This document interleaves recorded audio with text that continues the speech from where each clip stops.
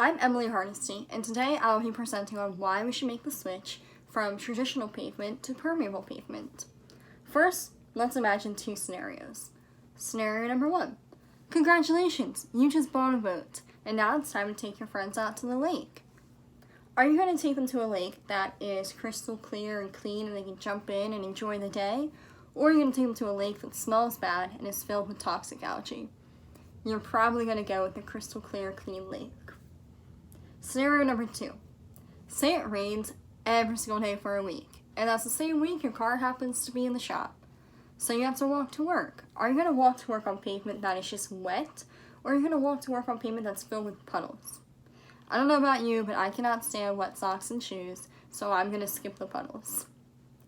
What's the difference, you ask? The difference is permeable pavement. Permeable pavement is an alternative to traditional pavement. This type of pavement can come in many styles, such as pervious asphalt, pervious concrete, interlocking grid pavers, and also plastic pavers. It allows rainwater and snowmelt to move through the pavement itself into a reservoir, which is usually made of rock or sand, and then pollutants are filtered out from there. The switch to permeable pavement would solve many environmental, financial, and infrastructure problems that we face in America today. Now I'll be walking through 5 main points as to why I believe that we should make the switch. Point number 1 is the environment.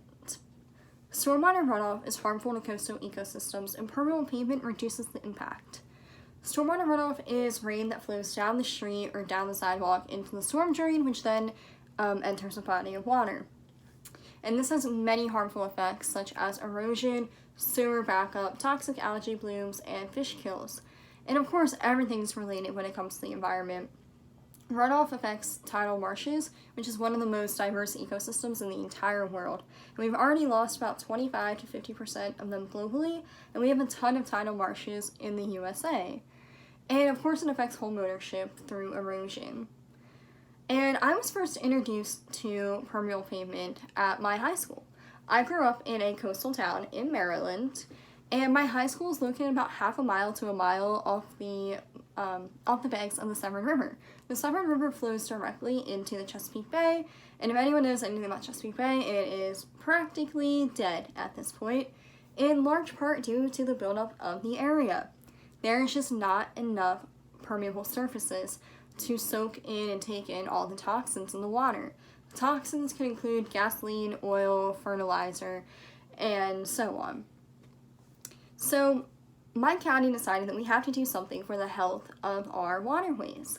And they were actually building a new high school right next to my high school, and they decided that they were going to place permeable pavement all around the campus. The sidewalks, over by the turf fields, and the parking lots were all going to be permeable pavement. So that's where I was introduced, and I thought, wow, why aren't we doing this everywhere? So moving on to reason number 2 that we should be making the switch is because of natural disasters. Floods are the most common natural disaster in the entire world, and permeable pavement can reduce the flood risk. Again, the way that it's engineered, it allows water to seep through the pavement instead of sitting on top. So the flood risk, therefore, is reduced. 13 million Americans live in a flood zone, according to the Federal Emergency Management Agency. And from 2010 to 2018, flood damages caused $17 billion a year. Clearly, flooding is an issue that we can reduce the risk.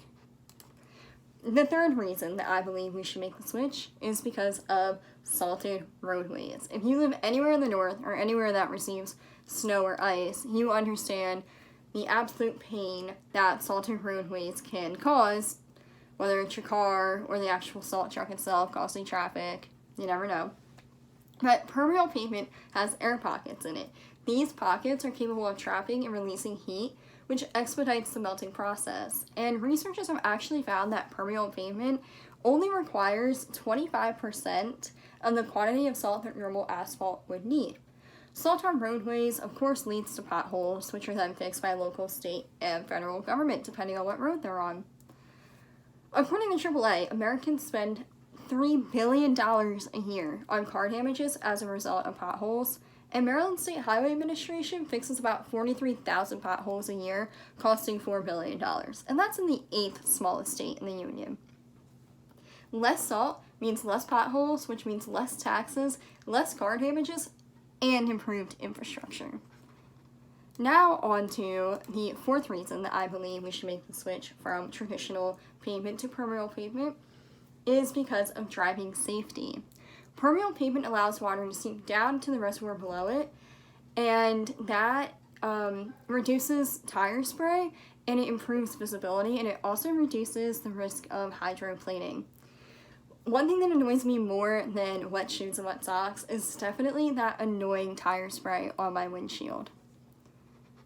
And lastly, permeable pavement is cost efficient. The permeable pavement is the drainage, whereas traditional pavement needs traditional drainage, such as pipes, retention ponds, and ditches. And the EPA actually estimates that retention ponds can cost up to $35 per cubic meter, and even more to maintain. So in summary, benefits of permeable pavement include environmental, safety, and financial. We should not be laying down any pavement without considering the use of permeable pavement. So the point is I have a goal. I believe new building codes should be established to include a certain percentage of the city's surfaces should be constructed with permeable pavement. In doing so, it reduces toxic runoff, erosion, fish kills, floods, salt usage, potholes, car accidents, and the need for expensive drainage. I would just like to thank you guys for listening to this presentation on permeable pavement, but I have a call for action. I believe that you should continue to educate yourselves more on this topic, and you should be writing your local representatives, especially if you live in a coastal community, asking for new building codes. Thank you guys.